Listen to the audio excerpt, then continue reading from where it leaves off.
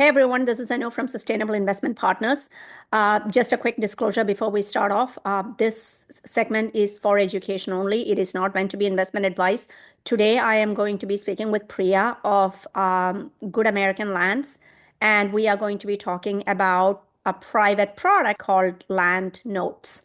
It's an unregulated product, and I need to say upfront that I have not invested in these products before. I have never recommended these products to any of my clients.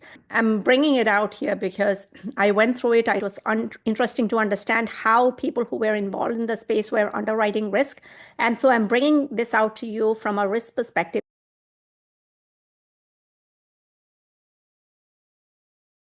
I would love to introduce today's guest, Priya Menon. She's a specialist in land notes, and she'll help us unpack the structure of the market. So, welcome, Priya. Welcome to this channel. And if you could introduce yourself, that would be great.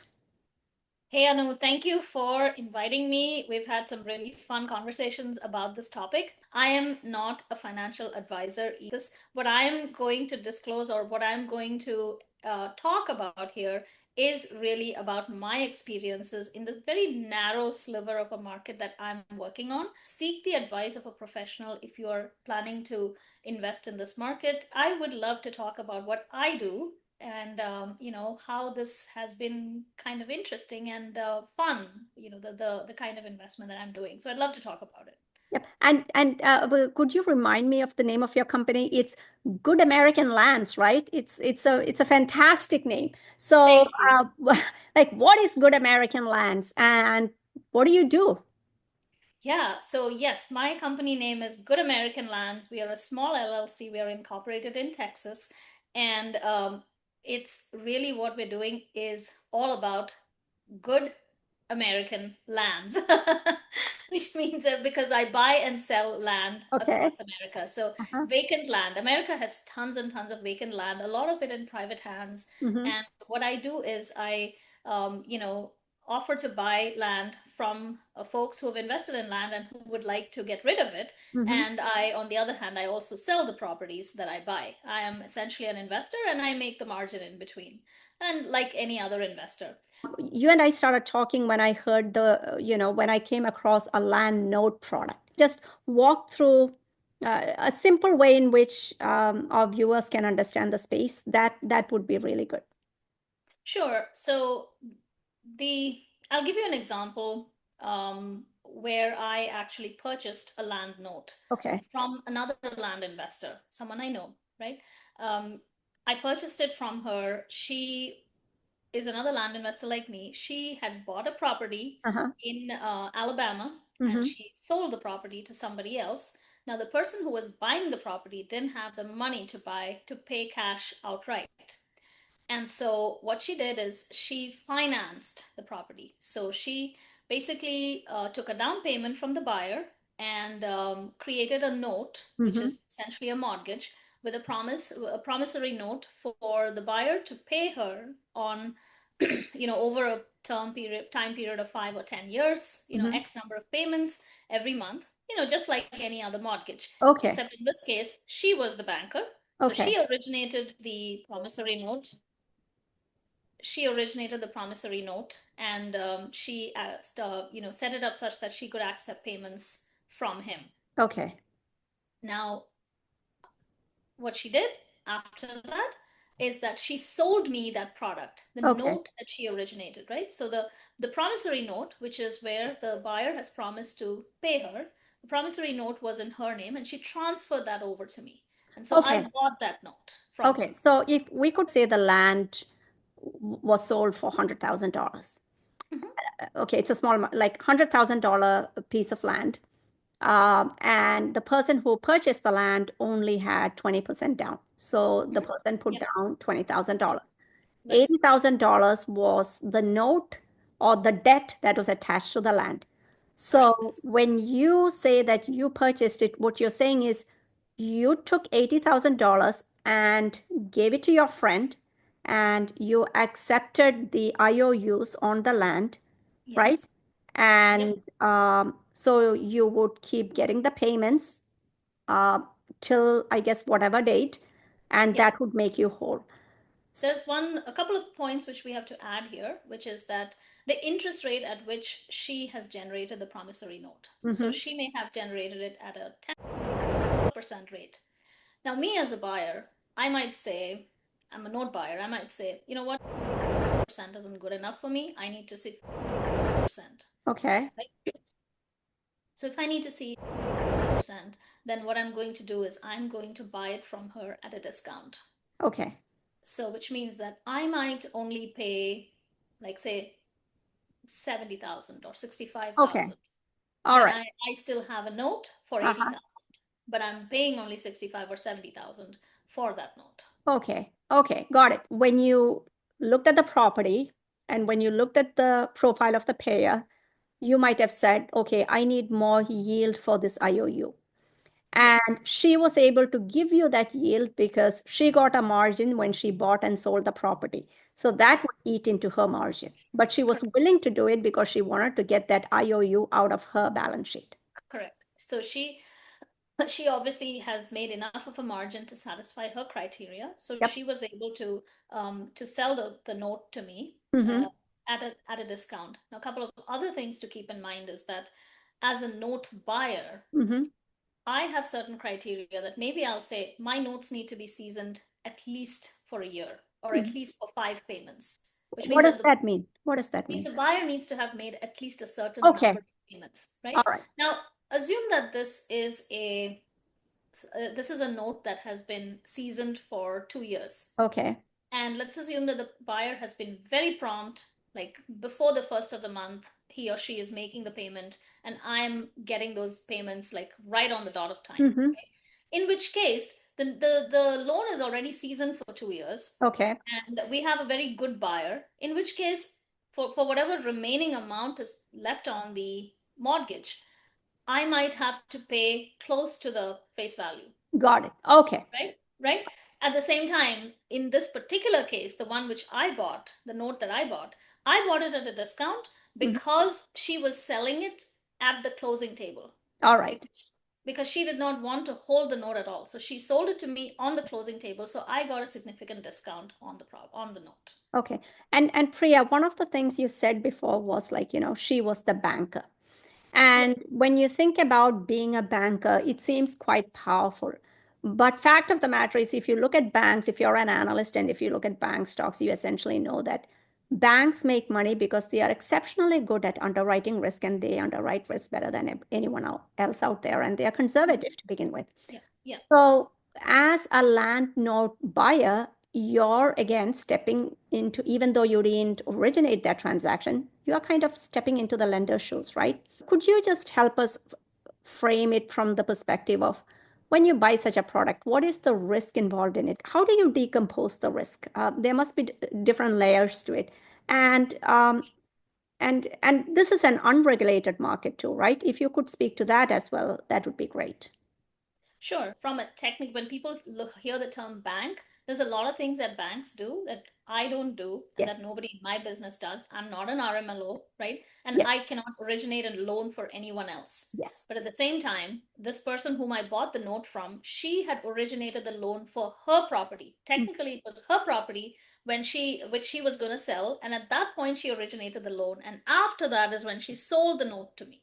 Now, Mm-hmm. if I was to talk about just the one property that I have a note for, Mm-hmm. when I'm buying that note, for me personally, it's very important to look at the underlying property. Mm-hmm. Now, talking about risk, do you want to build? Now, Mm-hmm. if I was to talk about just the one property that I have a note for, Mm-hmm. when I'm buying that note, for me personally, it's very important to look at the underlying property. In Mm-hmm. my case, I study the property. I make sure that there's a road access, and the value on the loan is actually reflective of the actual value of the property. Okay. Right? You don't want to have a $5,000 loan on a $500 car. Got it. Yeah. It's kind of like that. So I like to make sure that I'm investing in the right kind of property. So I go under the hood. I make sure that the land underneath this loan is actually worthwhile. So that's what I do, and I would highly recommend that if you are going to buy a land note, always look under the hood, make sure that you've got something good. Okay. And yeah. All right. And in terms of like, so you spoke about doing due diligence on the buyer. You mentioned going under the hood and looking at the land and making sure that you're actually buying land that has the value that the note attached to it has. Yeah, So at that's the least. second part of it. Yeah. And just going back to the whole thing of this being an unregulated market, because typically when you think about loans and mortgage notes that are securitized, the one of the data points that you get would be this is the average default rate across these kinds of loans. That information might not be there when it comes to land notes, especially if it's a one-on-one origination, right? As far as the interest rate is concerned, um, there's a usury rate, which I always stay under, right? Yep. Every state has a certain usury rate. And at the same time, you do want to have a rate that's higher than the bank's rate, because the Okay. bank has a lot to fall back on. They Okay. have like much deeper pockets, whereas you as an investor, Mm-hmm. like my pockets are not that deep. So for Yep. me, I'm taking a big risk when I'm fronting a loan, Mm-hmm. when I'm originating a loan for while selling my property to someone else. I am Mm-hmm. taking a risk. Now, one of the things that I use to mitigate my risk is I make sure that there's a very decent down payment Mm-hmm. on the property. So the Okay. down payment needs to be 20 to 30%. The more expensive the property, the more the down payment needs to be in Okay. order for me to be able to originate that mortgage, Mm-hmm. to be able to give that loan. Okay. And that is something that you want to look at when you're Uh-huh. purchasing a note. You want to see the behavior of the buyer. How much has the buyer put down as down payment? Mm-hmm. What was the price at which the property was purchased? Mm-hmm. And how much are they willing to pay on a month-to-month basis? When you think about yourself as an investor, typically what's the dollar value of the transactions that you do, or maybe like, the size of the properties? Like if there's like a range, is there a range that you like to work in? So I've worked with all kinds of ranges. In terms of property size, I have started with properties that are as small as, I want to say, like 0.15 acres in East Texas. Like Okay. tiny, tiny little parcels in East Texas. I mean, I know 0.15 is a decent size when you're looking at an urban Yeah. property, right? It's a pretty decent size. You can have Yeah. a townhome on it. But when it comes to like rural properties, which are just like little squares on the map, it's a Yeah. really tiny property size. So I've dealt with that, and I've also dealt with properties as large as a couple of hundred acres in, in very rural areas. And Uh-huh. each of these has a different sort of customer. Okay. So to me, the whole thing blends together because I have the knowledge about the land and the way that it is used and the types of buyers who are coming to buy it, and Uh-huh. then the types of people who will turn around who will want to sell these mortgages to, and the type of customers who want to buy those mortgages. Mm-hmm. So Priya, just in terms of like, when you think about um, purchasing land and the kinds of land transactions that you've done, how do you deal with servicing? Once I buy the IOU, like, do I get the person's phone number? Like, what do I get? Like, if the check doesn't come, do I call them? Like, can you just walk us through the process of, okay, I come to you, like, so you, for instance, you purchased the land note from your friend, right? Mhm. What did she give you? Did she give you a piece of paper? And did money magically appear in your checking account? How did that work?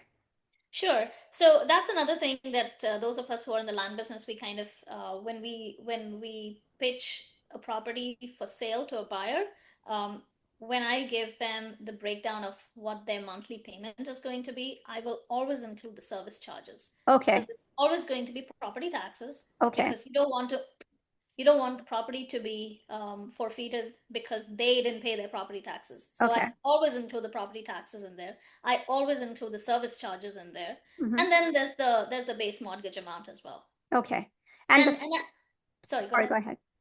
Oh, I was going to say that the with this particular property that I was talking about, where I purchased the note from the lady I know, I always pay the property taxes. Okay. So the guy sends me the payment every month, and out of which every year I have a you know a reminder that okay, on so and so in so and so month in October, actually it's coming up, that I have to pay property taxes for that Yep. particular county, Okay. right? And then I pay it, and then I send him the screenshot saying, hey, just so you know, your property taxes have been paid, because he's All been right. paying me, so I'm literally holding it in escrow. Okay. All right. Yeah. So you pay the property taxes and the servicing. When you Okay. buy the servicing, like you talked about servicing fee, but in the back end, who's doing the servicing? So there's two ways you can do this, right? Some of these, so I actually do it two different ways.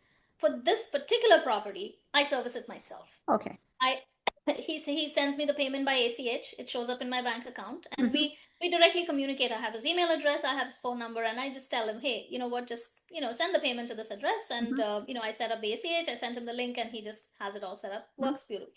And in some of the other cases where where it's been one of my deals where I have sold the property, on with financing, I just, let a servicer do it. I will note that the third party servicer might send out notifications if the payments are late, but Uh-huh. they will not foreclose for you.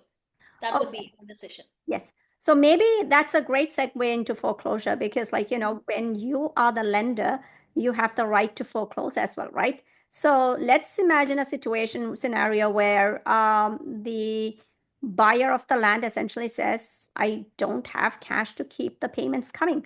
So, as the person Holds the note. yeah, what do you do? There's two different options, right? First of all, you are dealing with people, Mm-hmm. so it's it's your call whether you want to renegotiate the terms. Okay. So it's totally possible, just like how a bank renegotiates your terms, right? Uh-huh. It's totally possible for you to renegotiate the terms with the buyer Mm-hmm. and decide.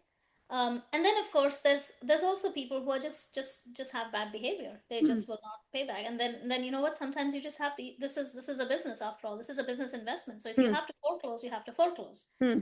and that's all there is to it. So in which case you have to follow the foreclosure process, whether it's a Mm-hmm. judicial state or non-judicial state, and the costs vary, Mm-hmm. but it can be done, and Okay. it can be done. It can be done. You don't have to like fly over there to get it done. You can do it remotely. You can get the process started. Mm-hmm. I will say I have not done it so far, and I Okay. do not want to because I Yes. don't want any of my loans going bad. But Yeah. it's bound to happen at some point or the other, Mm. for Yeah. no matter what, right? But Yep. but here's the good thing. If you give a loan to someone and they Mm. don't pay you back, Mm. sometimes it's like, okay, that's just money down the tube. But Mm-hmm. the good thing with land is that, of course, we don't want anyone to lose their land. Of course, we don't want to kick anyone out of their land. Mm-hmm. But if worse comes to worse, and if you have to foreclose, then you have this property which you have already done due diligence on. You know it's a good property. You know its market value. Mm-hmm. You're going to be able to take that and sell it at market value, and you can start all over again from zero. So Got it. you may Got it. have gotten like 10, you may have gotten like 3 years of payments on the property, Mm. and unfortunately, you've had to foreclose, Mm. which it's really, I mean, I would feel bad for any to foreclose on anyone, but on the other side, you also have the option of going back and selling it at current market value. So Okay. there is a there is a, what do you call, something to back you up there. Okay. So there is like so Collaterals. the There's collateral. recovery rate exists, and the only thing is the added headache of like actually going in because when you buy something for yield, the last thing you want to do is to get into the business of foreclosure, right? So that's why you said you don't want to foreclose ever. Like yes, the optionality is there, but that's not something you want to do. So I don't want. yeah, and And I this, don't want anyone to be in that position, yes, honestly. I don't want anyone to be in that position, because if I feel that my buyer is not someone who might be able to make that payment, I yes. would rather not sell it to them. Got it. Got it. And in terms of like, so what if someone buys land from you and they've Mhm. started constructing something on it, or do you not allow that? I do not allow that. That is in the Okay. contract. You Okay. cannot do anything on the property unless now, so let's put some perspective into this. Mm-hmm. You cannot do anything on the property, and that's in my contract. But let's say that they cut some trees, Mm. and let's say that we have a contract that says I'm going to bring electricity to the property, right? Okay. I'm going to bring electricity to the property. I'm going to dig a well on the property, right? And maybe in my contract, I'm like, okay, you can't build a residence on the property, but you can, if you want to build you put a well in there, you want to bring electricity to the property, fine, that's okay. But now, if you foreclose, guess what? The property value has gone up. Okay. So there is another side to that. Mhm. Basically, you have an advantage to that, to doing Okay. that as well. Got it. All right. Well, you know what, Priya? This has been super informative. I am quite grateful to you for sharing your insights. It's not every day that you hear about something called land notes, especially since it's an unregulated market. And, for those listening, an unregulated market is one where it's not regulated by like a local government body or by the SEC or anyone like that. So the risk is completely, the onus is completely on you to understand what you're getting into and to go ahead and Yes. buy it, right? And so, and unless, we meet someone who's actually in the space, there's no way we understand the ins and outs of it. So thank you so much, Priya. Good luck to you My and pleasure. good American lands. I Thank you. hope, I hope to have you. I hope we can have a conversation sometime later on, the whole, the land part of it, because that's the other part you mentioned. Like, so we discussed the land notes today, but there's the other part where you are essentially buying and selling land as well. So sometime down the line, if we can catch up again, that would be great. So till then, thank you, good luck, and wishing you all the best. Thank you, Anu. Good luck to you too. Thanks.